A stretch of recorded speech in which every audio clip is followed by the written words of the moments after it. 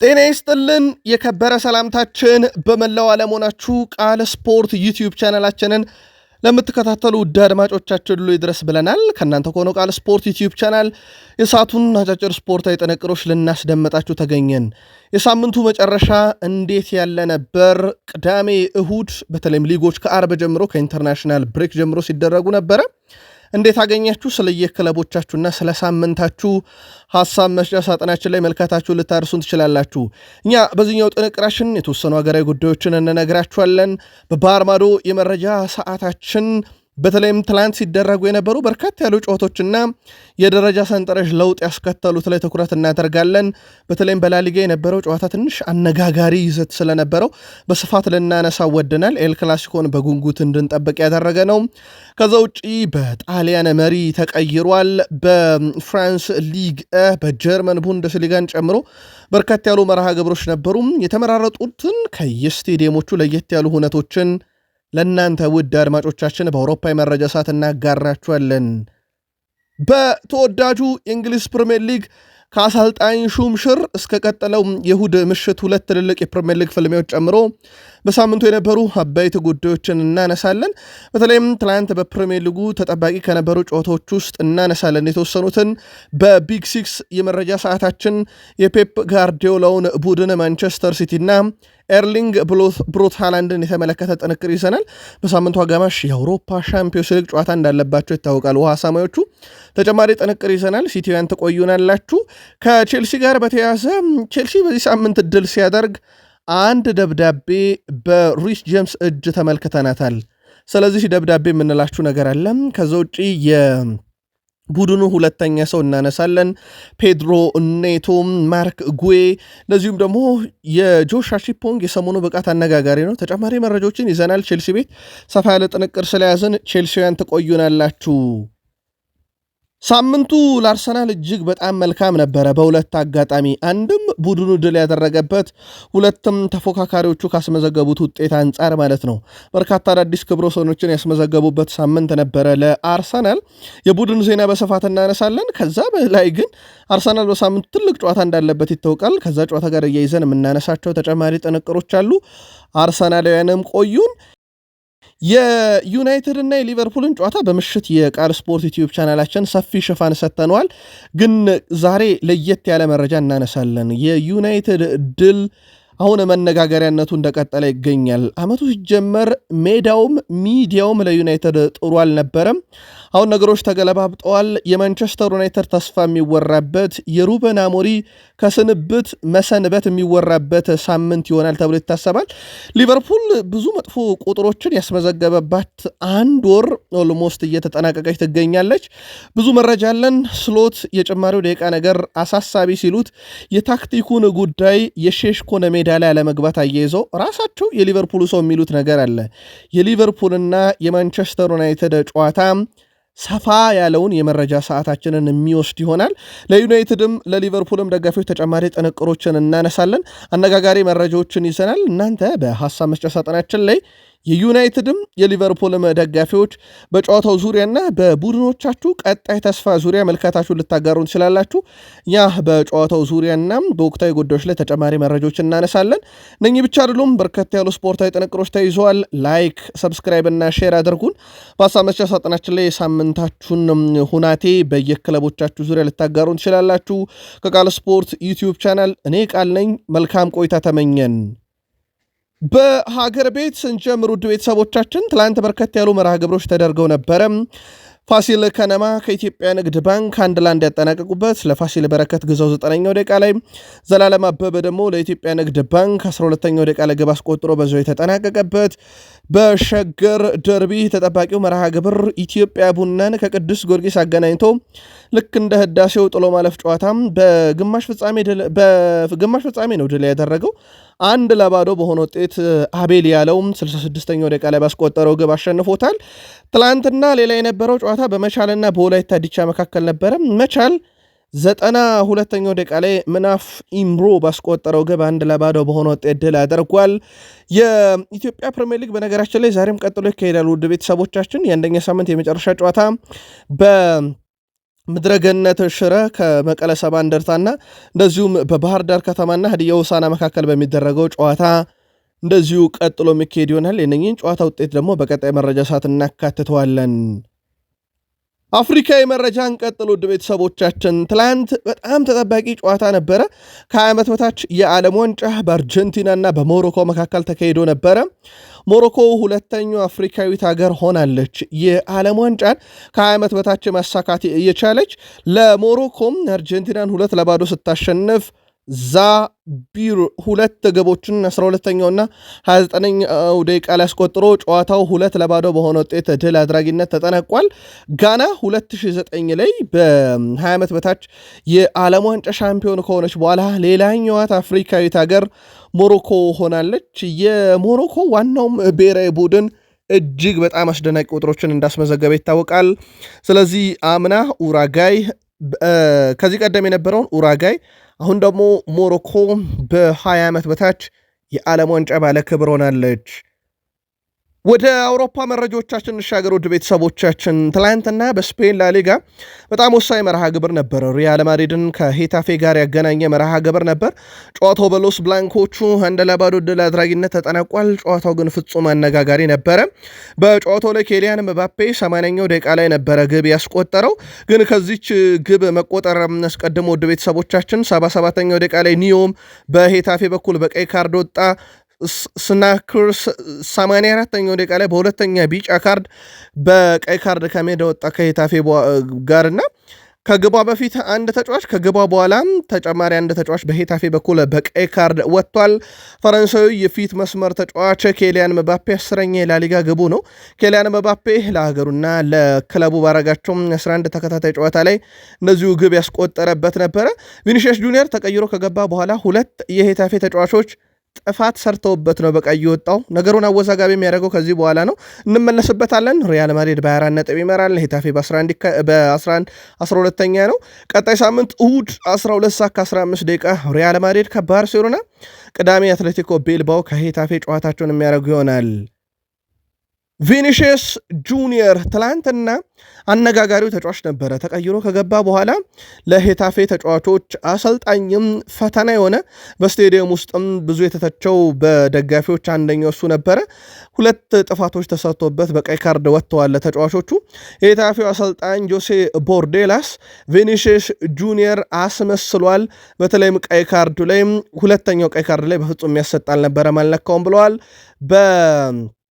ቤሊንግሃም እና በቪኒሺየስ ጁኒየር መካከልም የነበረው ንግግር ሰምቻለሁ። በተለይ ቤሊንግሃም አርፈ ተጫወት እያለው ነበረ ቪኒሺየስ ጁኒየርን። ቪኒሺየስ ጁኒየር ግን ሲበጠብጥ ነበረ። ቪኒሺየስ ጁኒየር ለእኔም መጥቶ መልካም እድል መልካም ቅያሬ እያለ የነበረ ሲበጠብጠን ነበር ብሏል። የሄታፌ ተጫዋች ኢግሊያሲስም ቪኒሺየስ ጁኒየር ጋር ሰጣ ገባ ውስጥ ገብቶ ነበረ። እንግዲህ ለምን ሁሉም ሰው እንደሚጠላ ዛሬ ማወቅ ትችላለህ እያለው ነበረ ሜዳ ውስጥና ቪኒሺየስ ጁኒየር የጨዋታው ቀያሪ በሪያል ማድሪድ በኩል ማለት ይቻላል። ለሄታፌ ግን መከራ የነበረው ተጫዋች ነው። በምሽቱ ጨዋታ ላይ ኬሊያን ምባፔ በ395 ግቦች ተሳትፏል፣ በቀጥታ በማስቆጠር ማለት ነው፣ በክለብም በሀገርም። በነገራችን ላይ 27 ዓመት ሳይሞላው በ21ኛው ክፍለ ዘመን በርካታ ግብ ያለው እሱ ነው። ከእድሜው አንጻር ሊዮኔል አንድሬስ ሜሲ ነበር ይህን ሪካርድ የያዘው 394 ግቦች። አሁን ኬሊያን ምባፔ ነው ሪካርድ ወስዶታል። 11 ጨዋታ ባለፉት ማለት ነው 15 ግብና 4 አሲስት አለው ኬሊያን ምባፔ። ከዛ ውጭ እንዳጠቃላይ ኬሊያን ምባፔ በ11 ተከታታይ ጨዋታ ላይ ግቦችን ሲያስቆጥር በብሔራዊ ቡድን ደረጃ ዩክሬን አይስላንድ ላይ፣ ቀጥሎ ሪያል ሶሴዳድ፣ ማርሴይ፣ ኤስፓኞል፣ ሌቫንቴ፣ ካይራት፣ ቪላሪያል፣ ከዛ አዘርባጃን ላይ ግብ አስቆጥሯል። በዓለም ዋንጫ የማጣሪያ ጨዋታ ትላንት ተረኛው ሄታፌ ነበረ። እጅግ በጣም አስደናቂ ጊዜ ነበር ያሳለፈው። የኬሊያን ምባፔና የአርዳ ጉለር ጥምረት ግን አሁን በትልቁ መነጋገሪያ ሆኗል። ልክ ሮናልዶና ኦዚል የነበራቸው ነው የሚመስለው። አርዳ ጉለር 5ኛ አሲስቱን ነው ማበርከት የቻለው ለዚህ ተጫዋች። አርዳ ጉለር እንዳጠቃላይም 12 የግብ አስተዋጽኦ አለው በዚህ ሲዝን። ገና ኦክቶበር ወር ላይ ነን የምንገኘውና ረጅም ጊዜ ነው እንግዲህ ሊጎች የሚቀጥሉት። ጅማሮ በጣም አስደናቂ የሚባል ነው የዚህም ተጫዋች። የሁለቱ ጥምረት ፍጹም የተለየ ነው ማለት ይቻላል። ከዛ ውጪ ከኬሊያን ምባፔ ጋር በተያዘ በትላንትናው ጨዋታ አንድ ጎል አስቆጠረ። በርካታ ሙከራ ያደረገው እሱ ነው። 4 ሙከራዎችን አድርጓል፣ ያውም ኢላማውን የጠበቀ 28 ኳስ በስኬት አቀብሏል። 34 ኳስ ነክቶ ማለት ነው። ከዛ ውጪ ልናነሳለት የምንችለው ትልቁ ቁጥር ለ7ኛ ጊዜ የጨዋታው ኮከብ ተብሏል። ሌላ በጣም አስደናቂ የሚባለው ቁጥር ነው። በኬሊያን መባፔ በኩል አንድ ትልቅ ቁጥር እንጨምር። ኬሊያን መባፔ 11ኛ ተከታታይ ግቡን በማስቆጠር የክርስቲያኖ ሮናልዶን ለመድረስ አንድ ብቻ ቀርቶታል። በእርግጥ እነ ሃላንድ ሃሪኬን ይከተሉታል። የኬሊያን መባፔ ምሽት በጣም አስደናቂ ነበር። ሌላው በጣም አነጋጋሪ የነበረው ውድ ቤተሰቦቻችን የኤንድሪክ ጉዳይ ነው። ትላንትና ለ20 ደቂቃ አሟሙቋል። ከዛ 20 ደቂቃ ካሟሟቀ በኋላ ግን አልገባም። በዚህም እንግዲህ የውሃ መጠጫ ሃይላንዱን ጠልዞት ነበረ በእግሩ በንዴት። ይህንንም ዣቪ አሎንሶ ተመልክተዋል። ደስተኛ እንዳልሆኑ ፊታቸው ላይ ተመልክተናል። እሳቸው ላይ ኤንድሪክም ላይ ለመፍረድ ይቸግራል። ተጫዋቹ ምንም ደቂቃ እያገኘ አይደለም በቡድኑ። ቀጣይ ዓለም ዋንጫ አለ። ብራዚል ለዓለም ዋንጫ አልፋለች፣ ሞከል ይፈልጋል። ማርሴ በጠረ ተጫዋቹን ለመውሰድ ፍላጎት እንዳለው ይታወቃል። ግን በማርሴ በሳምንቱ 4 ግብ ያስቆጠረው ሜሰን ግሪንውድ በራሱ ቦታውን ያስቀምሷል ተብሎ አይጠበቅም ወይ በ10 ቁጥር ሚናነት ካልተጫወተ በስተቀር። ኤንድሪክ ትላንትና በብዙ ተበሳይቶ ምንም ደቂቃ ሳያገኝ ወጥቷል። የኤል ክላሲኮን ጨዋታ በጉጉት እንድንጠብቅ የሚያደርግ ውጤት ነው በዚህ ሳምንትም የተመዘገበው። ሪያል ማድሪድ ነጥቡን 24 አደረሰ፣ ባርሴሎና 22 አድርሶታል። በእርግጥ ለሰዓታትም ቢሆን ባርሴሎና የላሊጋው መሪ ሆኖ ነበረ ቅዳሜ ስለተጫወተ። አሁን በሪያል ማድሪድና በባርሴሎና መካከል ያለው የነጥብ ልዩነት 2 ብቻ ነው። ቀጣይ ሳምንት ማድሪድ ካሸነፈ ያጠናክረዋል። ሪያል ማድሪድ ካሸነፈ ደግሞ መሪነቱን መረከብ ይችላል ማለት ነው። 100% ቀጣይ ሳምንት ይጠበቃል። ሌሎችም በርከት ያሉ መርሃ ግብሮች ነበሩ። በስፔን ላሊጋ እንግዳው ቡድን ሪዮ ቫልካኖ ከሌቫንት ያደረገውን ጨዋታ 3-0 በሆነ ውጤት ድል ያደረገበት ነበረ። ዴፎርስ 12ኛውና 25ኛው ደቂቃ ላይ እንደዚሁም ጋርሻ 65ኛው ደቂቃ ላይ ሶስቱን የቫልካኖ ግቦች እንደዚሁ በጨዋታው ከመረብ ያሳረፉበት አጋጣሚ ነበረ። ትላንት ምሽት የነገርናችሁ ግን እናስታውሳችሁ። ሴልታ ከሪያል ሶሴዳድ 1-1 በሆናቸው ውጤት ተጠናቋል። ዱራን ለሴልታ 20ኛው ደቂቃ ላይ፣ ሶሎር 89ኛው ደቂቃ ላይ ሪያል ሶሴዳድን አቻ ያደረገ። ሌላኛው መርሃ ግብር የነበረው በኤልቼና በቢልባኦ መካከል ነበረ። ይህ ጨዋታ ደግሞ ምንም አይነት ግብ ያልተቆጠረበት 0-0 በሆነ አቻ ውጤት የተጠናቀቀበት ነበረ። አሁን ላሊጋውን ሪያል ማድሪድ በ24 ነጥብ ይመራል። ባርሴሎና በ22 ይከተላል። ቪዳሪያል 17 ነጥቦችን ይዞ ሶስተኛ ነው። አትሌቲኮ ማድሪድ ጅማሮ ጥሩ አልነበረም። አሁን እንኳን በጥሩ መነቃቃት ላይ ይገኛል። አትሌቲኮ ማድሪድ በ16 ነጥብ 4ኛ ደረጃ ላይ ተቀምጧል። ሪያል ቤትስ በተመሳሳይ 16 ነጥብ በግብ ክፍያ ልዩነት 5ኛ ደረጃ ላይ እንደዚሁ መቀመጥ የቻሉበት ነበር። ስፔን ላሊጋ መርሃ ግብሮች በእርግጥ አንድ ጨዋታ ዛሬ ቀጥሎ ይካሄዳል። ሳምንቱ ግን ቅዳሜ፣ እሁድ፣ አርብ ጀምሮ ሲካሄድ የነበረው በእንደዚህ አይነት መልኩ ነበር የተጠናቀቀው። በጣሊያን ሴሪኤ የ7ኛ ሳምንት መርሃ ግብር ኤስ ሚላን ከፊዮረንቲና ጋር ያደረጉትን ጨዋታ ድል ካደረገው በኋላ የሴሪኤው መሪነትን ተረክበዋል። ኤስ ሚላኖች በራፋኤል ሊያኦ 63ኛውና 86ኛው ደቂቃ ላይ ነው ድል ያደረጉት። ፊዮረንቲና አስቀድሞ ጎሰን 56ኛው ደቂቃ ላይ ግብ አስቆጥሮላቸው ይመሩ ነበረ። ራፋኤል ሊያኦ በነገራችን ላይ የመጀመሪያ ግቡ ነው ከሜ 2024 በኋላ በሜዳው ያስቆጠረው የመጀመሪያ ግብ ነው። ቡድኑንም ባለክብር አድርጎታል። ኤስ ሚላን በውድድር ዓመቱ 16 ነጥቦችን ሰብስቦ ወደ አንደኝነት ከፍ ያለበት፣ ፊዮረንቲና በውድድር ዘመኑ 5ኛ ሽንፈቱን አስተናግዶ ወራጅ ቀጠና ውስጥ ያለበት ነው በ3 ነጥብ። ቀጣይ ሳምንት አርብ ቀን ነው ኤስ ሚላን ከፔዥያ ጋር ጨዋታውን ያደርጋል። ፊዮረንቲና ከቦሎኛ ጋር እንደዚሁ መርሃ ግብራቸውን የሚያደርጉ ነው የሚሆነው። ለኤስ ሚላን ሳምንቱ በብዙ መንገድ በጣም አስደናቂ ነበር። እነሱ ድል ሲያደርጉ ተፎካካሪዎቻቸው ነጥብ የጣሉበት ሳምንት እንደነበር ይታወቃል። ኮሞ ከዩቬንቱስ አንደኛውም ዩቬንቱስ ነጥብ የጣለበት ጨዋታ ነበረ። የሴስክ ፋብሬጋሱ ቡድን ኮሞ ዩቬንቱስን በኬምፕ 4ኛው ደቂቃ ላይ እንደዚሁም ፓስ 79ኛው ደቂቃ ላይ 2 ግቦች ታግሶ 2-0 ድል ያደረገበት። ሌላኛው መርሃ ግብር ደግሞ ካግላሪ በሜዳውና በደጋፊ ፊት በቦሎኛ 2-0 የተሸነፈበት፣ ሆልም 31ኛው ደቂቃ ላይ፣ ኦርሲን 80ኛው ደቂቃ ላይ ለቦሎኛ 2 ግቦችን ያስቆጠሩበት ጨዋታ። በሌላ ጨዋታ ደግሞ ዤኗ ከፓርማ ያለምንም ግብ 0-0 በሆነ አቻ ውጤት ያጠናቀቁበት ሌላ ተጠባቂ ጨዋታ ነበረ። ትላንትና በጣሊያንም ላዚዮን ከአታላንታ ያገናኘ ጨዋታ ነበረ። ይህም ጨዋታ ምንም ግብ አላየንበትም፣ 0-0 በሆነ አቻ ውጤት እንደዚሁ የተጠናቀቀበት አጋጣሚ ነበረ። ውጤቱን ተከትሎ በሳምንቱ የተደረጉትን ጨዋታ ኤስ ሚላን በ16 ነጥቦች አንደኛ ደረጃ ላይ መቀመጥ ችሏል። ኢንተር ሚላን በ15 ነጥብ ሁለተኛ፣ እንደዚሁም ናፖሊ በግብ ክፍያ ተበልጦ በ15 ነጥብ ሶስተኛ፣ ሮማ በግብ ክፍያ ተበልጦ በ15 ነጥብ አራተኛ ሲገኝ ቦሎኛ በ13 ነጥብ አምስተኛ ደረጃ ላይ እንደዚሁ መቀመጥ የቻሉበት ነበር። በጀርመን ቡንደስሊጋ በርከት ያሉ መርሃ ግብሮችን ቅዳሜ ከተመለከተን በኋላ ቀሪ ሁለት ጨዋታዎችን ትላንት ተመልክተናል። ሴንት ፓውሊን ከሆፈንሄም ያደረጉት ጨዋታ አንደኛው ነበረ። እንግዳው ቡድን ሆፈንሄም 3-0 በሆነ ውጤት ድል አድርጓል። የሆፈንሄምን 3 ግቦች ከረፍት በኋላ ቱሬ 54ኛው ደቂቃ ላይ፣ ካርማሪች 59ኛው ደቂቃ እና እንደዚሁም ፕሩሞል 79ኛው ደቂቃ ላይ ሶስቱን የማሸነፊያ ግቦች ሲያስቆጥሩ ትላንት ምሽት የነገርናችሁ ግን እናስታውሳችሁ፣ ፍራይቡርግ ከአይንትራክ ፍራንክፈርት 2-2 በሆናቸው ውጤት አጠናቋል። ሸርናንት እና እንደዚሁም ግሩፍ ለፍራይቡርግ፣ ለአይንትራክ ፍራንክፈርት ደግሞ ቡርካርንት 2 ግቦችን 18ኛውና 38ኛው ደቂቃ ላይ አስቆጥረው ጨዋታው በዛው 2-2 በሆናቸው ውጤት ተጠናቋል። በቡንደስሊጋ ስቱትጋርትን እናንሳ። ስቱትጋርት ባለፉት 4 ጨዋታ 4 ድል 8 ያስቆጠረው አንድ ብቻ የተቆጠረበት በጣም አስደናቂ ቡድን ነበረ። በባየርን ሊቨርፑሰን በኩል ደግሞ በሳምንቱ 7 ግብ በተቆጠረበት ጨዋታ ድል እንዳደረጉ ይታወቃል። የተከላካይ ስፍራ ተጫዋች አሌሃንድሮ ግራማልዶ ቡድኑ ቢሳሳም እሱ ግን በቡድኑ ውስጥ ቆይቶ በጣም አስደናቂ ጊዜን እያሳለፈ ነው። በ7 ጨዋታ 4 ጎል እና 2 አሲስት አለው። ተከላካይ መሆኑን እንዳትዘነጉት።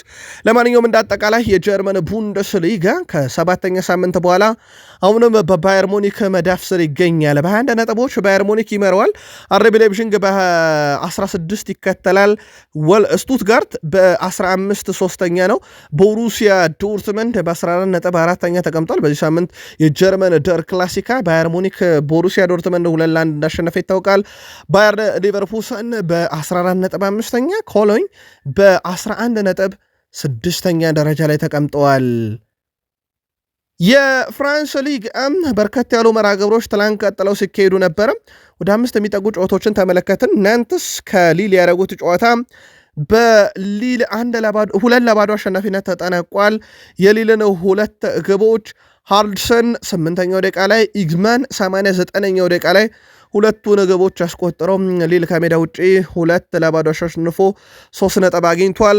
በርከት ያሉ ግቦች የተቆጠሩበት የቱሉስና እንደዚሁም የሜትስ ጨዋታ ነበረ። ቱሉስ ሜትስን 4-0 በሆነ ውጤት ነው ድል ያደረገው።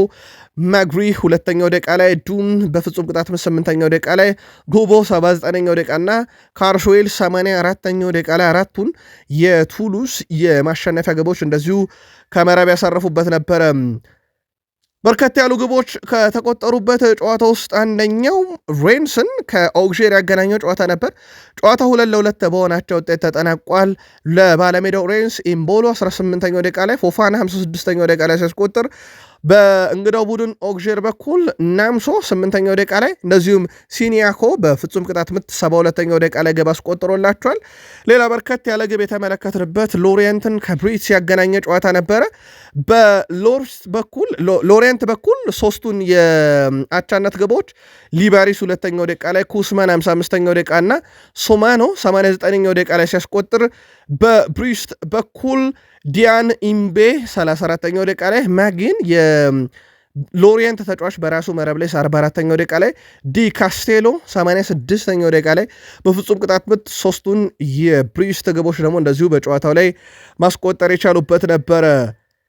ለማስታወስ ያክል ትላንት እጃችን ላይ ደርሶ ከነገርናችሁ ሌንስ ከፓሪስ ያደረጉት ጨዋታ በሌንስ 2-0 አሸናፊነት እንደተጠናቀቀ ነግረናችሁ ነበር። በሌንስ በኩል ኤድዋርዶ 17ኛው በኤዶ 64ኛው ደቂቃ ላይ ሲያስቆጥርላቸው ለፓሪስ ከሽንፈት ያልታደገችውን ግብ ሉዊስ ሜሎ ነበረ 27ኛው ደቂቃ ላይ ያስቆጠረው። ጨዋታው በሌንስ 2-1 አሸናፊነት ተጠናቀቀ። የፍራንስ ሊግ መርሃ ግብሮች በእንደዚህ አይነት መልኩ የ8ኛ ሳምንት መርሃ ግብር ከተደረጉ በኋላ በደረጃ ሰንጠረዡ ማርሴይ መሪነቱን በዚህ ሳምንት እንደተረከበ ይታወቃል። በ18 ነጥብ ይመረዋል። ፓሪስ ሰን ዠርሜን በ17 ነጥብ ይከተላል። ስትራስቡርግ በ16 ነጥብ ሶስተኛ፣ ሌንስ በ16 ነጥብ በግብ ክፍያ ተበልጦ አራተኛ፣ ኦሎምፒክ ሊዮን በ15 ነጥብ አምስተኛ፣ እንደዚሁም ሊል በ14 ነጥብ ስድስተኛ ደረጃ ላይ ተቀምጠዋል። ወራጅ ቀጠና ውስጥ አንገርስ በ6 ነጥብና በ8 የግብ ዕዳ 17ኛ፣ ሜትስ በ2 ነጥብና በ15 የግብ ዕዳ ገርጌውን ይዘዋል። ሊሃቨር በጥሎ ማለፍ ደረጃ ላይ ይገኛል 16ኛ። የፍራንስ ሊጋ የ8ኛ ሳምንት መርሃ ግብሮች በኋላ በትልቅ ደረጃ ከሚጠበቁ ሊጎች ውስጥ ለማስታወስ ያክል ደረጃ ሰንጠረዦቹን ብቻ የክርስቲያኖ ሮናልዶ ቡድን በሳምንቱ ድል ካስመዘገበ በኋላ አልናስር የሳውዲ ፕሮ ሊግን እየመራ ይገኛል በ15 ነጥቦች። ዘንድሮ በትልቁ እየተጠበቀ ያለ ቡድን ነው። አልቃዳሽያ ሁለተኛ ነው በ13 ነጥብ፣ አልታውን በ12 ነጥብ ሶስተኛ፣ አልሂላል በ11 ነጥብ አራተኛ፣ አልኢትሃድ በ10 ነጥብ አምስተኛ ደረጃ ላይ ተቀምጧል። ደረጃ ሰንጠረዥን ካስታወስን እንደ ሁልጊዜውም ያው የሳምንቱ የመጀመሪያ ቀን ላይ ስላለን ባርሴሎና በሴቶቹ በ24 ነጥብ ይመሩታል። ሪያል ማድሪድ በ17 ይከተላሉ። በሴቶቹ የእንግሊዝ ፕሪሚየር ሊግም ልማደኞቹ ቼልሲዎች በ16 ነጥብ ይመራሉ። ሲቲ በ15 ይከተላሉ። ዩናይትድ በ14 ነጥብ ሶስተኛ፣ ቶትናም በ12 ነጥብ አራተኛ፣ አርሰናል ሴቶች ቡድን የአምና የአውሮፓ ሻምፒዮንስ ሊግ ባለክብሮቹ በ11 ነጥብ አምስተኛ ደረጃ ላይ ተቀምጧል። የሳምንቱ ትልልቅ ሊጎች ከተደረጉ በኋላ በደረጃ ሰንጠረዡ ረገድ ነበር። ውድ የቃል ስፖርት ዩቲዩብ ቻናል ቤተሰቦቻችን ቃል ስፖርት ዩቲዩብ ቻናላችን ላይ ትገኛላችሁ። ከተወዳጁ የእንግሊዝ ፕሪሚየር ሊግ ታላላቅ ክለቦችና የዕለቱ መረጃዎች እንሻገራለን። እንደ ሁልጊዜው ላይክ፣ ሰብስክራይብ፣ ሼር እያረጋችሁን ከእናንተ ከሆነው ቃል ስፖርት ዩቲዩብ ቻናላችን ጋር መልካም ቆይታ ተመኝተናል። ሳምንታችሁ ግን እንዴት ተጠናቀቀ? ምልከታችሁን በሐሳብ መስጫ ሳጥናችን ላይ ዛሬም ልታደርሱን ትችላላችሁ። የፕሪሚየር ሊግ መረጃችንን ከአሰልጣኝ ሹምሽር እንጀምር። ውድ ቤተሰቦቻችን አንሄ ፖስቴኮግሉ አዲሱ ቤታቸው በቅጡ መግቢያና መውጫውን እንኳን ሳያውቁት የኖቲንግሃም ፎረስትን የልምምድ ማዕከል የት መቀመጫ የት መሮጫውን እንደሆነ ሳይለዩ እንደተሰናበቱ ይታወቃል። በ39ኛ ቀናቸው ማን ይተካቸው የሚለው ትልቁ ጉዳይ ነው። አሁን በርከት ያሉ የዜና ምንጮች ሞርሻን ዳይች ለዚህ ስልጣን የቀረቡት ሰው ሆነዋል እየተባለ ይገኛል። ቶክ ስፖርት ነው መረጃውን ይዞት የወጣው። ተጨማሪ መረጃዎችን በቀጣይ መረጃ ሰዓት በዚህ አሰልጣኝ ሹምሽር ቦታ ይዘን የምንመጣ ይሆናል። ትላንት ከነበሩ መርሃ ግብሮች ውስጥ ቶትናም ሆትስፐር ስቴዲየም ላይ ቶትናም በቤንታንኩር ግብ አስቶን ቪላን በ5ኛው ደቂቃ አስቆጥሮ ቢመራም አስቶን ቪላ በኩል ሮጀርስ 37ኛው ደቂቃ ላይ በጣም አስደናቂ ግብ፣ ሌላ በጣም አስደናቂ ግብ ቡዋንዲያም 77ኛው ደቂቃ ላይ አስቆጥሮ ውጤት ተቀልብሶበት ቶትናም 2-1 በሆነ ውጤት ድል አድርጎታል። በቶትናም በኩል ምናልባት ዘንድሮ በጅማሮ ደረጃ በጣም አስደናቂ ነበር። አምና በተለይም ቡድኑ በአንጌ ፖስቴኮግሉ ስር ላለመውረድ በሚመስል መልኩ ተጫውቶ ኤሮፕ ሊግ ላይ ዩናይትድን በፍጻሜ አሸንፎ የአውሮፓ ሻምፒዮንስ ሊግ ትኬት ከቆረጠ በኋላ እሳቸውን አሰናብቶ በአዲስ አሰልጣኝ ቶማስ ፍራንክ ስር ቢገባም ቶማስ ፍራንክ ግን አሁንም ኡናይ ኤምሬ ላይ ድል ማድረግ ተስኗቸው ትላንትና የመራው ቡድናቸው ውጤት ሳያስጠብቅ በአስቶን ቪላ 2-1 ተሸንፏል። ቶትናም ሆትስፐርስ በሳምንቱ ትልቅ ጨዋታ ከነበሩት ውስጥ አንደኛው ኢታር ላይ የነበረው የሲቲና ኤቨርተን ጨዋታ ይጠቀሳል። ባለሜዳው ሲቲ በኤርሊንግ ብሮት ሃላንድ 2 ግቦች 2-0 በሆነ ውጤት ድል ያደረገበት ማለት ነው። ለሲቲ ትልቅ ሳምንት ነበረ። እንደውም ይህ ጨዋታ ሲቲ በኩል ከአርሰናል ጨዋታ ቀድሞ የተደረገ ነበረና ለሰዓታትም ቢሆን ሲቲ የፕሪሚየር ሊጉን አናት ተቆናጦበት የነበረ ጨዋታ እንደነበረ እናስታውሳለን። ከዚህ ጋር በተያያዘ ኤርሊንግ ብሮት ሃላንድ ተከታታይ 11ኛ ጨዋታ ገቢ ያስቆጠረበት የክርስቲያኖ ሮናልዶ የምንጊዜም እነሱ እንደ አርአያቸው ከሚያዩቸው በጣት ከሚቆጠሩ ተጫዋቾች ውስጥ ከሚያዩት ውስጥ አንደኛው ሮናልዶ እንደሆነ ይታወቃል። የአሁኖቹ ተጫዋቾች እናም ኤርሊንግ ብሮት ሃላንድ የክርስቲያኖ ሮናልዶን ተከታታይ 12ኛ ግብ የማስቆጠር ሪካርድ ለመጋራት አንድ ጨዋታ ለማለፍ 2 ጨዋታ ብቻ ቀርቶታል። በሳምንቱ በእርግጥ አንድ አስገራሚ ሪካርድም ሰብሯል። ኤርሊንግ ብሮት ሃላንድ 10 ሲደመር ግቦችን በፕሪሚየር ሊግ ለማስቆጠር ትንሽ ጨዋታ በ3 ዓመት የፈጀበት ተጫዋች ሆኗል። በ2024/25 በ5 ጨዋታ አድርጎት ነበር። በ2022/23 በ6 ጨዋታ አድርጎት ነበር። ዘንድሮ በ8 ጨዋታ ብቻ አድርጎታል ሃላንድ። በሳምንቱ ደግሞ ማንቸስተር ሲቲ ከቪላሪያል ጋር የአውሮፓ ሻምፒዮንስ ሊግ ጨዋታውን ወደ ስፔን አቀንቶ ስቴድ ዲ ላ ካርሜንሺያ ላይ ያደርጋል። ተጠባቂ የአውሮፓ ሻምፒዮንስ ሊግ ጨዋታን አስመልክቶ ከሲቲ ጋር በቀጣይ መረጃችን ተጨማሪ ጥንቅር እናደርሳችኋለን። ቸልሲም በተመሳሳይ በዚህ ሳምንት ኖቲንግሃም ፎረስትን ድል አድርጎታል ሲቲ ግራውንድ ላይ። ጨዋታው ብዙ ይዘት ነበረው። በእርግጥ በሳምንቱ መጨረሻ በነበሩን የስፖርት የመረጃ ሰዓት ሽፋን ሰተነው ነበር ይሄን ጨዋታው ላይ ከነበሩ ነገሮች ውስጥ ያው ቼልሲ 3-0 ያሸነፈው፣ ግን የተወሰኑ ነጥቦችን እናንሳ። አንደኛው የደብዳቤዋ ጉዳይ ነበረች።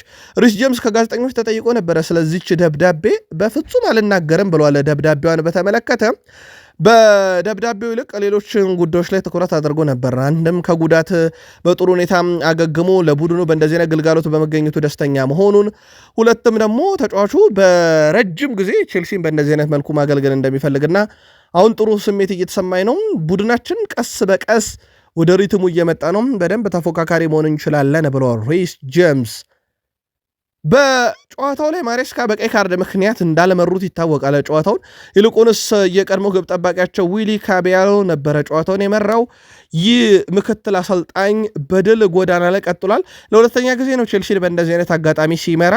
ሁለቱንም አጋጣሚ በድል እንደዚሁ መወጣት የቻለበት አጋጣሚ ነበር የተፈጠረው። በጨዋታው ላይ ምናልባት ልናነሳቸው ከምንችላቸው ተጫዋቾች አንደኛው ኔቶ ነበረ። ከቡድኑ ጋር ከአምናው ዘንድሮ በደንብ የተዋሃደ፣ በውጤቱም ደረጃ ላይ የዚህ ተጫዋች የግብ አስተዋጽኦም ከአምናው ዘንድሮ ከፍ ባለ ሁኔታ ሬቱ የቀጠለበት ነበረ።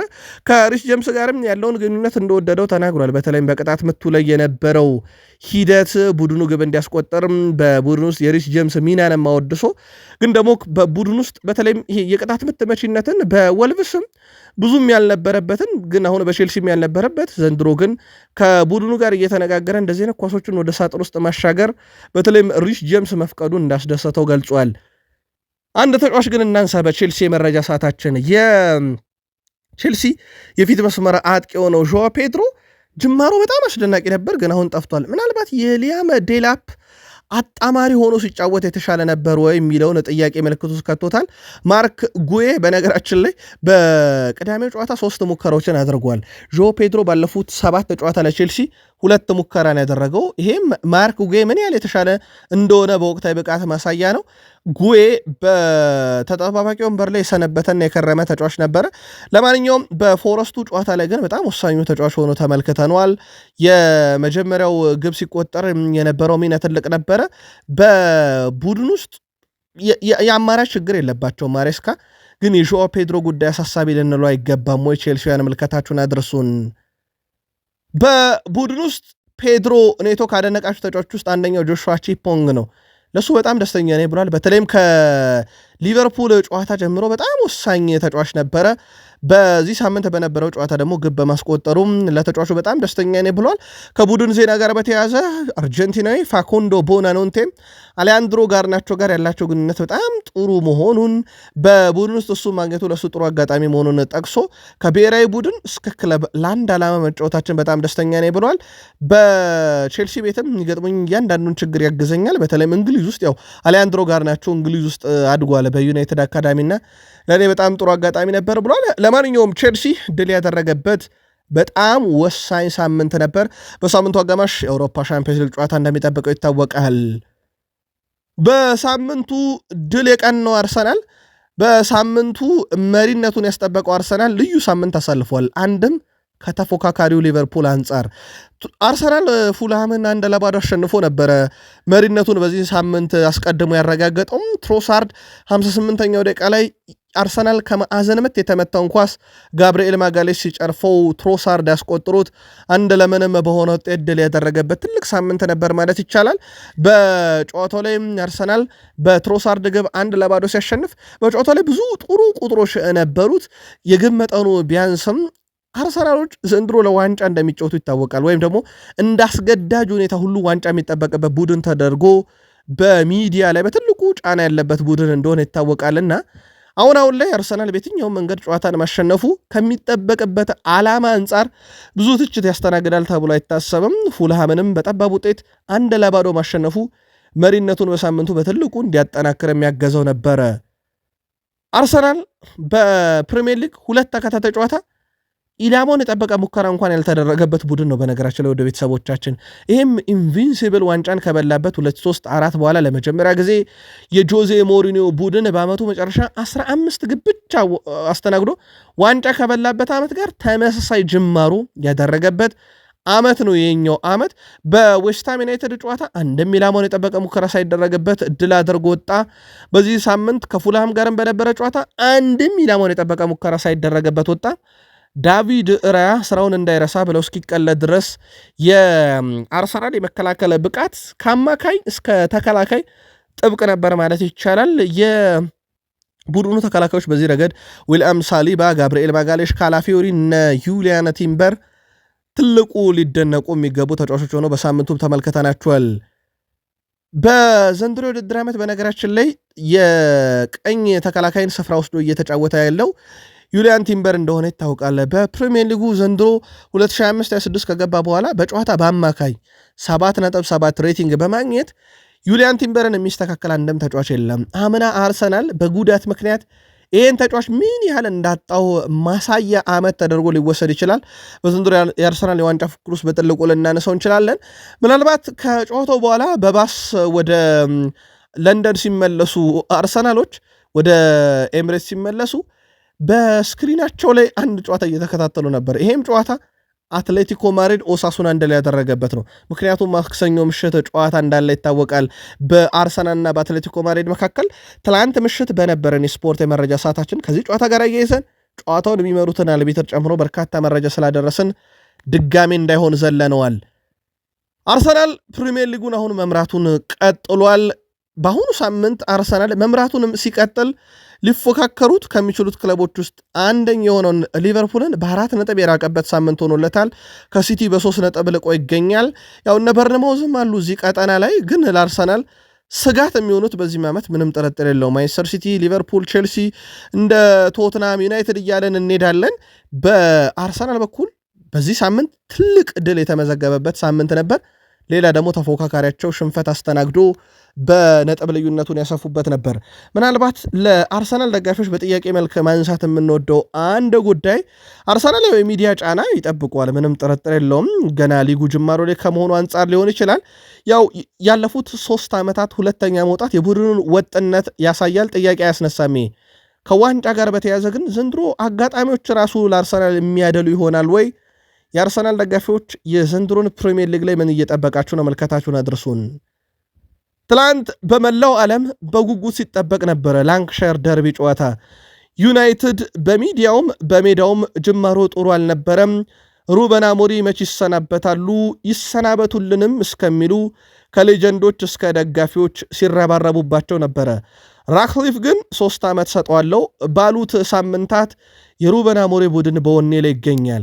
ሊቨርፑል 4ኛ ተከታታይ ሽንፈቱን ባስተናገደበት የምሽቱ የአንፊልድ ጨዋታ በዩናይትድ የተወሰደበት አንዳንድ ስልታዊ ብልጫዎች በአሰልጣኝ አርኔ ስሎትን በኩል ታምኖባቸው በእርግጥ በሩበን አሞሪም በኩል ደግሞ ሆን ብለን ያደረግናቸው ብለዋል። ማንቸስተር ዩናይትድ በአንፊልድ ሮድ ስቴዲየም ሊቨርፑል 2-1 አሸንፎታል። በማንቸስተር ዩናይትድ በኩል ብሪያን ቤሞ 63ኛው ሰከንድ፣ እንደዚሁም ማጓየር 84ኛው ደቂቃ ላይ ሁለቱን ግቦች ሲያስቆጥሩ ኮዲ ጋክፖ 78ኛው ደቂቃ ላይ የሊቨርፑልን ከሽንፈት ያልታደገች ግብ አስቆጥሯል። በማንቸስተር ዩናይትድ በኩል በደረጃ ሰንጠረዡ ላይ 13 ነጥቦችን አግኝተው በሳምንቱ አጥተውት የነበረውን ደረጃ 9ኝነትን መለሰዋል። በእርግጥ ከመሪው አርሰናል ያላቸው የነጥብ ልዩነት 6 ብቻ ነው። ሊቨርፑል 15 ነጥብ ነው። ቀጣይ ቅዳሜ ብሬንትፎርድ ከሊቨርፑል፣ ማንቸስተር ዩናይትድ ከብራይተን የሚጫወቱ ይሆናል። ሊቨርፑል ድክመት እናውቀው ነበር ብሏል ማቲያስ ዴላይት። የማንቸስተር ዩናይትዱ የተከላካይ ስፍራ ተጫዋች ማቲያስ ዴላይት ሊቨርፑል ያሉትን ድክመቶች አውቀው መግባታቸውን ገልጿል። ሊቨርፑል ድክመቶች እንዳሉበት እናውቅ ነበር፣ ተመላላሾቻቸው ናቸው ሲል ማቲያስ ዴላይ ተናግሯል። አክሎም ሊቨርፑል ዛሬ እኛ ላይ ጫና ማሳደር አልቻለም ያለ ሲሆን በዚህ ዓመት ጥሩ መጫወት እንደምንችል አሳይተናል።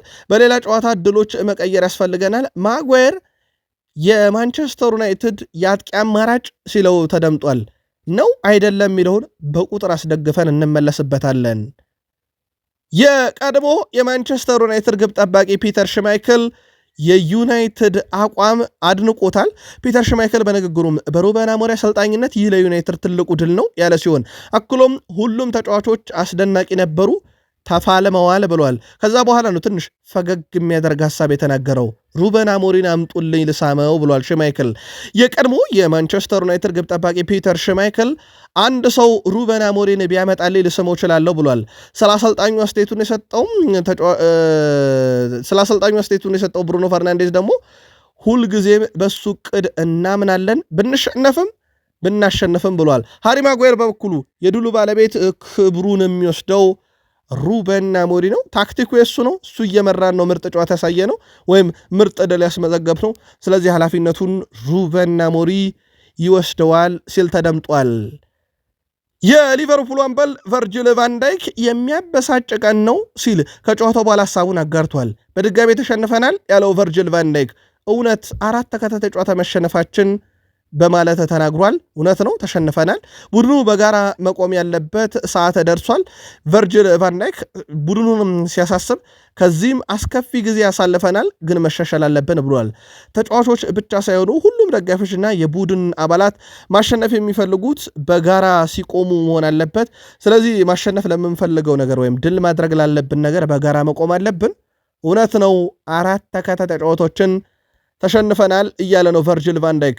በሊቨርፑል በኩል ያለፉት 4 ተከታታይ ጨዋታም በፓላስ የጀመረ ሽንፈታቸው በጋላታሳራይ ቀጥሎ በቼልሲም ተሸንፈው ኢንተርናሽናል ብሬኩ አርፈው እንዲመጡ ሊቨርፑሎች ወደ ድል ጎዳና እንዲወጡ ያደርጋል ቢባልም ትላንትናም በዩናይትድ ተሸንፈው 4ኛ ተከታታይ ሽንፈታቸውን አስተናግደዋል። የሊቨርፑል አለቃ አርኔ ስሎት ተጨማሪ ደቂቃው 8 ያንሰናል ብለዋል። ከአርሰናል ልዩነቱ 4 ነው፣ አታካብዱት እያሉ ነው። የሊቨርፑል ዋና አሰልጣኝ አርኔ ስሎት የውድድር ዘመኑ ገና ረጅም መሆኑን ከጨዋታው በኋላም በሰጡት ጋዜጣዊ መግለጫ አረጋግጠዋል።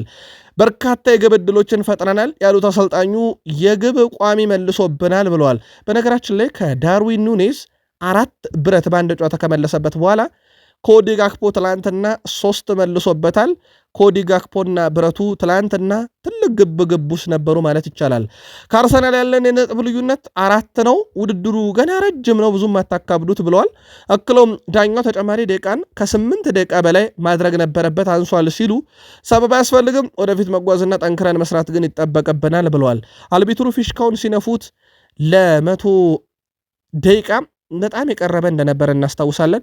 እሳቸው 8ቱ ደቂቃ ሲያንሰን ነው ብለዋል። የዩናይትዱ ትልቁ ድሌ ይህ ነው እያሉ ነው ሩበን አሞሪም። በእርግጥ እሳቸው ቡድን ውስጥ የነበረው ውጣ ውረድ ቀላል የሚባል አይደለም።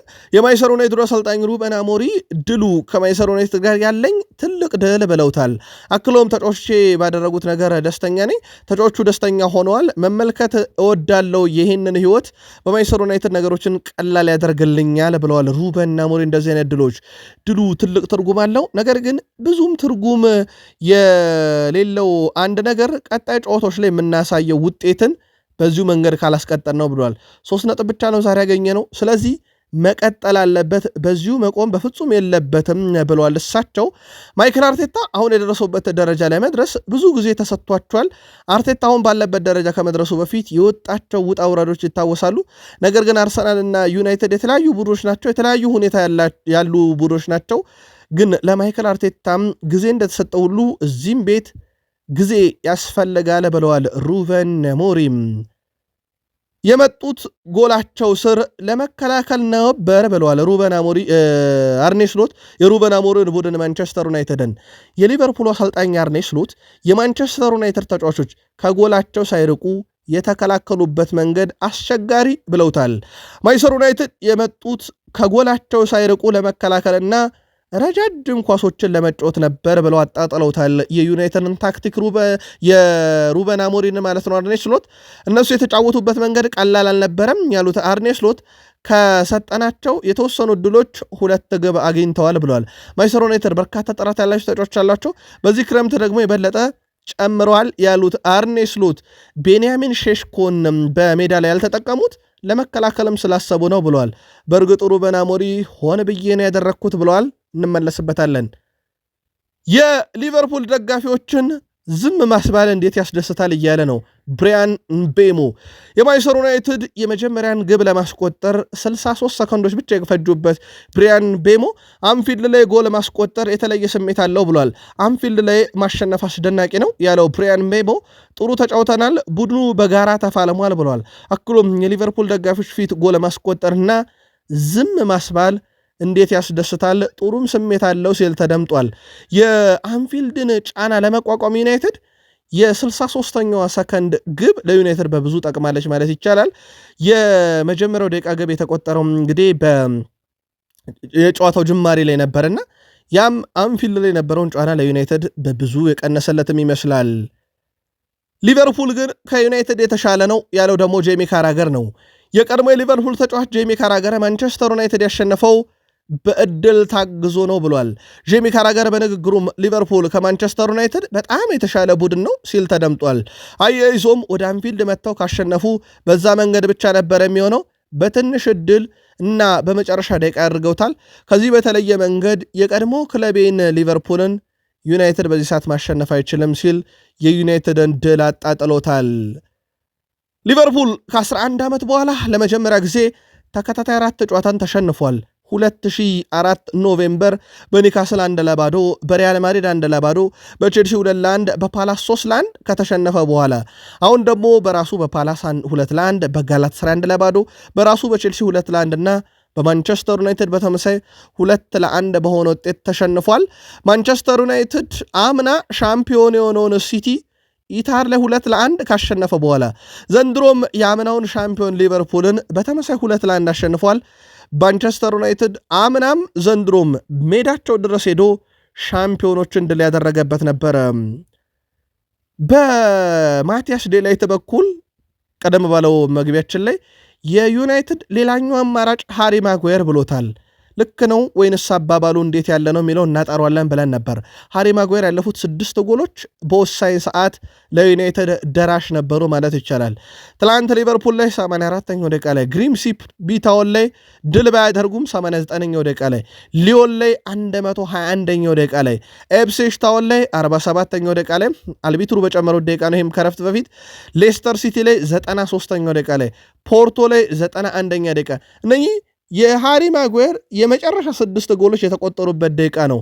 ምናልባት ለዩናይትድ እንዳለው ሌላኛው አማራጭ በነገራችን ላይ ትላንት አንፊልድ ላይ ሃሪ ማጓየር ግብ አስቆጥሯል። እስካሁን ሳላ፣ ፍሎሪያን ቬርዝ እና ኢሳክ ያልቀመሱትን ሜዳ ማለት ነው። ትላንትና እንዳጠቃላይ በጨዋታው ኮከብ የነበረው ሃሪ ማጓየር 1 ጎል አስቆጥሯል። 100% ኢላማውን የጠበቀ ኳሶችን አቀብሏል። 14 ናቸው እነኝም። አንድ ረጅም ኳስ 14 ኳስ ነካ፣ 8 ኳስ ከግብ ክልሉ አርቆ 4 ቀምቶ 5 የአየር ላይ ኳስ ያሸነፈ የጨዋታው ኮከብ ነበረ። ብሩኖ ፈርናንዴስ በዩናይትድ አሲስት የማድረግ ነጻሪው በጣም አስደናቂ ነው። በእርግጥ የብሩኖ ፈርናንዴዝ ጅማሮ ጥሩ የሚባል አልነበረም። ዘንድሮም በተለይም ከሚዲያ ጋር በነበረው ጫና አንደኛው ማንሳት እንችላለን። ብሩኖ ፈርናንዴዝ አሁን በማንቸስተር ዩናይትድ 5ኛው ከፍተኛ አሲስት አድራጊ ነው፣ 52 ደርሷል። ከሱ በላይ ያሉት ሪያን ጊግስ፣ ዋይኔ ሩኒ፣ ዴቪድ ቤካም እና ፖል ስኮልስ ናቸው። በዩናይትድ በጫና ውስጥ የነበረው ብሩኖ ጅማሮ ጥሩ ነው። ትላንት 1 አሲስት ነበረው። የሃሪ ማጓየርን የማሸነፊያውን 3 የግብ ዕድል ፈጥሯል። 25 ኳሶችን በትክክል ለቡድን አጋሮቹ አቀብሏል። 4ቱ ረጃጅም ናቸው። 5 ኳስ መልሶ ነጥቋል። 4 የመሬት ላይ ግንኙነቶችን ድል ማድረግ ችሏል። በሊቨርፑል በኩል አሌክሳንደር አይሳክ እና ፍሎሪያን ቬርዝ ከወጣባቸው ዋጋ አንጻር ሚዲያው በቀላሉ ይሄን ሳምንት ያሳልፉበታል ተብሎ አይታሰብም። ትላንት ኢሳክ ምንም ግብ አላስቆጠረም፣ አሲስትም የግብ ዕድልም አልፈጠረም። 1 ኢላማውን የጠበቀ ሙከራ አድርጓል። 1 ትልቅ የግብ ዕድል አምክኗል። 7 ኳሶችን ለቡድን አጋሮቹ አቀብሏል። ሌላ ትችት ያስተናገደ ምሽት ነበረ። ምናልባት በዩናይትድ በኩል ሴላንመንስ ትላንትና የሊቨርፑል ተጫዋቾች ግብ እንዳስቆጥሩ ወሳኝ ነበር ማለት ይቻላል። የጨዋታው መጠናቀቅ ላይ በፍጹም ቅጣት ምት የተጠናቀቀ ነበር የሚመስለው ጨዋታው በዩናይትድ በኩል ሁሉም ሄደው ያቀፉት ግብ ጠባቂው ሴላንመንስን ነው። ሩበን አሞሪም በዛ በጣም ደስተኛ መሆናቸውን ተናግረዋል። ከሰንደርላንዱ ጨዋታ ብንጀምር 8.6 ነበር ሬቲንግ የተሰጠው። ትላንትና ሊቨርፑል ላይ 8.4 ተሰጥቶታል። ሁለት ተከታታይ ጨዋታ በዩናይትድ በኩል አንዱን በክሊንሺት ትላንትና ደግሞ ክሊንሺትም ባያስመዘግብ 5 ኳሶችን አድኗል። የሊቨርፑል ተጫዋቾች የሞከሩትን ሴላንመንስም ጅማሮ በጣም አስደናቂ የሚባል ነበር። ቨርጅል ቫንዳይክ 4 ጨዋታዎችን በአንፊልድ ሲሸነፍ ትላንትናም ከ2018 በኋላ ማለት ነው። ትላንትና 4ኛ ሽንፈቱ ነው በዩናይትድ ነው። አስቀድሞ በሊድስ 2002 አንፊልድ ላይ ተሸንፏል። 2004 በክሪስታል ፓላስ አንፊልድ ላይ ተሸንፏል ቨርጅል ቫንዳይክ። 2004 መልሶ በኖቲንጋም ፎረስት አንፊልድ ላይ የማይረሳ ሽንፈት ነበረ። አሁን ተረኛው በዩናይትድ ሆኖበታል። ተከላካይን ካነሳን ግን የማንቸስተር ዩናይትዱ ተከላካይ ማቲያስ ዴላይት ትላንትና ምርጥ ነበረም። በትላንትናው ዕለት በመከላከል ሂደት ላይ በርካታ ኳሶችን ካራቀ በኋላ በዚህ ዓመት 37ኛ የመከላከል 1-1 ግንኙነቶችን አሸንፏል። ይህ ማለት በመከላከል ሂደት ላይ ፊት ለፊቱ ካለው ተጫዋች ኳስን ወይ አስጥሎታል ወይ ኳሱ እንዳይጠቀም አድርጎታል ማለት ነው። በቦታው ላይ ሌላ በጣም አስደናቂ ይሆናል። እሱም በእርግጥ ከሰሞኑ ገና 25 ዓመቴ ነው ከኔ ብዙ ነገር ጠብቁ ማለቱ ይታወቃል። ከ2016 በኋላ ሊቨርፑል በአንፊልድ ለዩናይትድ እጅ የሰጠበት፣ ከ2014 በኋላ በሊቨርፑል ታሪክ 4 ተከታታይ ሽንፈት ያየነበት፣ በሁሉም ውድድር ባረጓቸው ያለፉት 4 ጨዋታ ቀድሞ ጎል ተቆጥሮባቸው ተመልሰው ጨዋታን ማሸነፍ ያልቻሉበት፣ 8 ተቆጥሮባቸው 3 ብቻ ያስቆጠሩት ባለፉት 4 ጨዋታ ማግኘት ከነበረባቸው 12 ነጥብ ምንም ያልቀናው ሆኗል። ሊቨርፑል የውድድር ዘመኑ ሲጀመር ጥያቄ ተነስቶ ነበር ሊቨርፑል ላይ በመጨረሻ ደቂቃ እያስቆጠር እስከ መች ተብሎ ነበር፣ ስጋት ነበር። ይስተካከላል ካሉ በኋላ አርኔ ስሎት ነገሮች አሁን ሊቨርፑል ቤት ጥሩ አልሆኑም። ምናልባት የሰሞኑ የሚዲያ ዘመቻ ያው ሊቨርፑል ላይ ይሆናል ተብሎ ይታሰባል። ግን አንድ ጥያቄ እናንሳ በዚሁ አጋጣሚ ለሊቨርፑል ደጋፊዎች፣ የአምናው ቡድን የሊቨርፑል ሻምፒዮን የሆነው ቡድን ማለት ነው አሁን የክሎፕ ቡድን ነበር የሚለውን ማረጋገጫ እያሉት ነው በርካቶች። ምክንያቱም ያ ቡድን ላይ አንድም ተጫዋች ሳይጨመር ነው ዋንጫ የተነሳበት። ዘንድሮ ቡድኑ የስሎትን መስሏል፣ ምክንያቱም ብዙዎችን ገዝቷል። ያምናው ዋንጫ እንደተባለውም የክሎፕ መስሏል ወይ? ምልከታችሁን አድርሱን። ሩበን አሞሪም ከአርኔ ስሎት ጋር በአንፊልድ 2 ጨዋታን አድርጎ በሁለቱም ሽንፈት አላስተናገደም። ስለዚህ ሩበን አሞሪም በአንፊልድ ሽንፈት አያውቅም። በሊቨርፑል 2 ጨዋታ 1 ድል አንዳቻለው 2-2 እና ትላንት ድል ያደረጉበት ነበር። ሩበን አሞሪም ታዲያ በስሎት የተቸቸውን አጨዋወት አቀራረባቸውን ሼሽኮን ሆን ብዬ ነው ያላስገባሁት ብለዋል።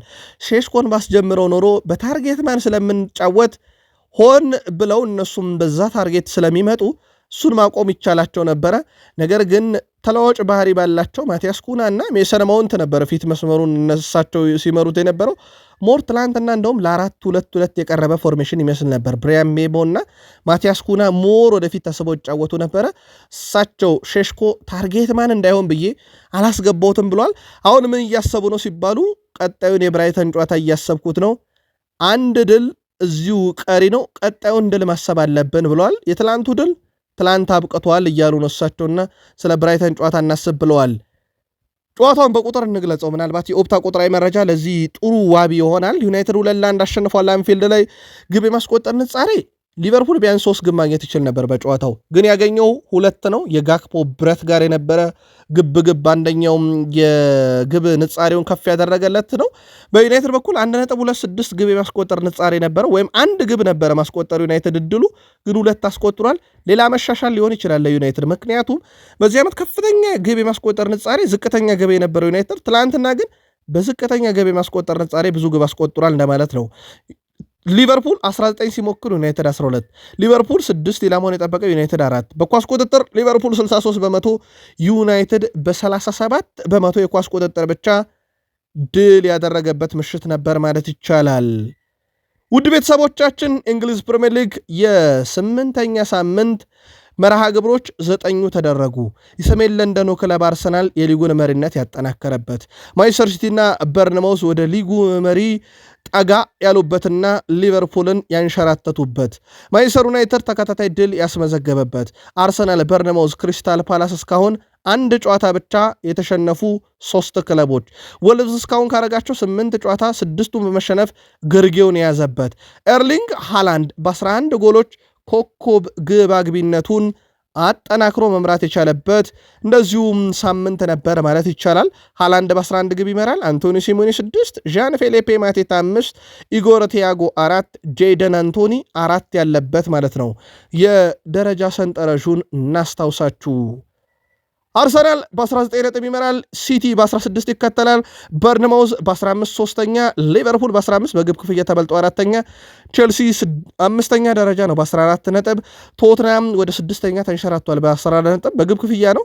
ሰንደርላንድ በተመሳሳይ 14 ነጥብ አለው በግብ ክፍያ 7ኛ ነው።